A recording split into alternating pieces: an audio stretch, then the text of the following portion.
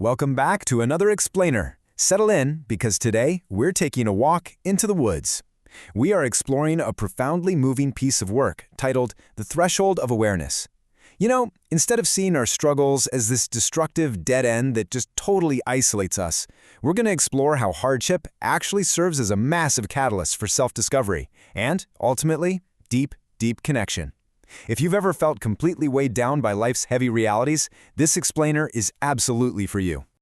Okay, let's dive right into this. Struggle is not the end of your story, but the beginning of your awareness. Just let that sink in for a second. That single sentence basically sets the stage for our entire source material today. I mean, when we experience deep emotional pain or devastating physical hardship, our gut reaction is almost always to view it as a total defeat, right? Like a door just slammed shut in our face. But this flips that script entirely. It proposes this beautifully intimate idea that the very struggle that feels like it's breaking you down is actually the profound beginning of waking up to who you truly are. It is not a period at the end of a sentence. It's an opening parenthesis. Part 1. The Illusion of the End. Because, let's be real, hardship truly can feel like a final chapter. When you're facing those heavy realities, and the source text specifically points to burdens like chronic illness or deep emotional pain, the weight of that is suffocating. It feels incredibly, profoundly isolating. You might feel like you're just wandering alone in a dark, misty forest, staring at a complete dead end.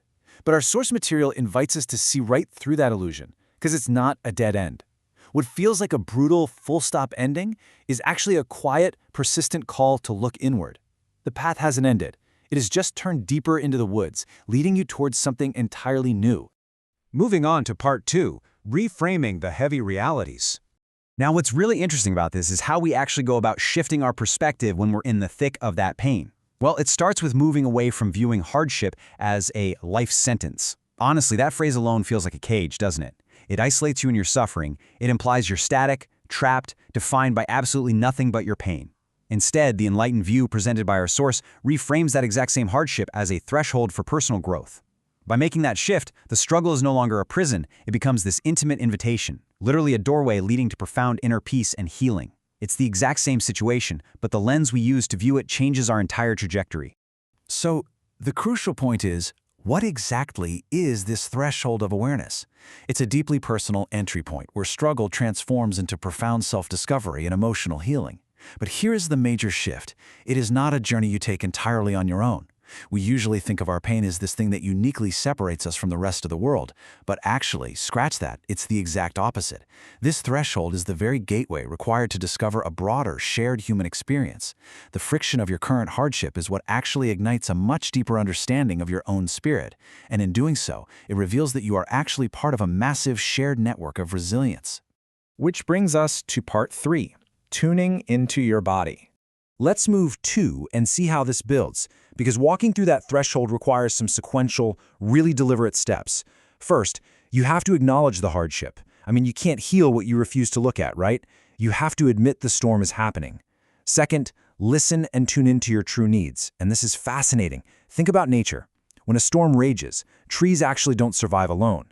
Their roots form this hidden mycorrhizal network underground, sharing nutrients, water, and strength with the weaker trees. Finally, step 3, find your quiet resilience. By tuning in and finding your footing, you aren't just finding your own personal strength. You are tapping into a collective, shared human resilience to forge a totally sustainable path forward. Taking this journey inward requires a very specific set of tools. You absolutely must acknowledge the profound reality of your situation, and you have to discover inner peace through acceptance. And I don't mean fighting through it, but true acceptance. But here's the magic.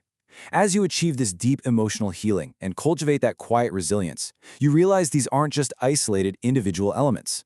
Just like those connected roots beneath the soil we talked about, your profound personal grounding gives you the strength to stand firm. You are supported, completely silently, by a hidden network of others who have navigated their own devastating storms. We so often picture resilience as this loud, battle-ready armor, don't we? We think of it as aggressively fighting back against our illness or our pain completely on our own.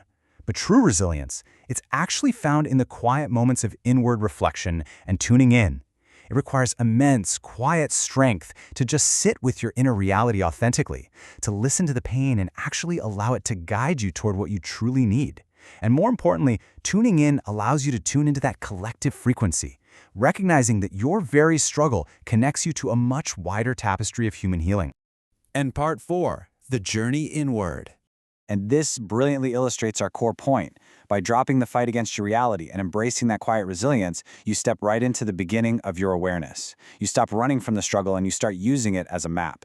This is the true power of redefining hardship, guys. It gives your pain a purpose. It transforms your struggle from a heavy weight that isolates you and sinks you into a connected root system that grounds you securely to the world around you. Which leaves us with one final, deeply resonant question. Ask yourself right now, what is your body asking to tune into today?